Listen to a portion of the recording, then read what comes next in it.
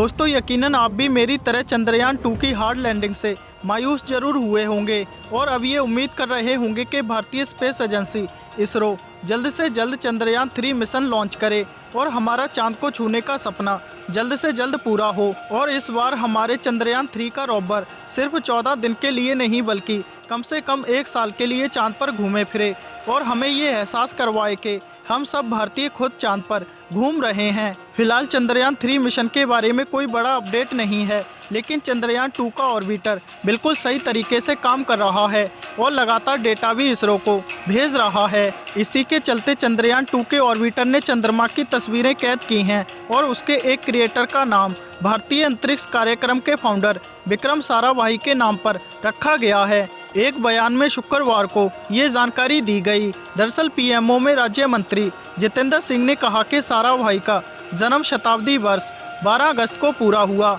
और इसरो ने ये घोषणा करके विशेष तरीके से उन्हें श्रद्धांजलि दी है कि चंद्रयान 2 ऑर्बिटर ने चंद्रमा पर साराभाई क्रेटर की तस्वीर कैद की है। बता दें साराभाई क्रेटर उस क्रेटर से पूर्व में करीब 250 से 300 किलोमीटर दूर है जहां अपोलो 17 और लूना 21 मिशन उतरे थे। बयान में बताया गया है कि साराभाई क्रेटर की खींची गई 3D तस्वीर दिखाती है कि ये उठे हुए किनारे से करीब 1.7 किलोमीटर गहरा है और क्रेटर की दीवारों का झुकाव 25 से 35 अंश है। इन खोजों से अंतरिक्ष वैज्ञानिकों की लावा से भरे चंद्रमा के क्षेत्र पर प्रक्रियाओं के बारे में और समझ बढ़ेगी।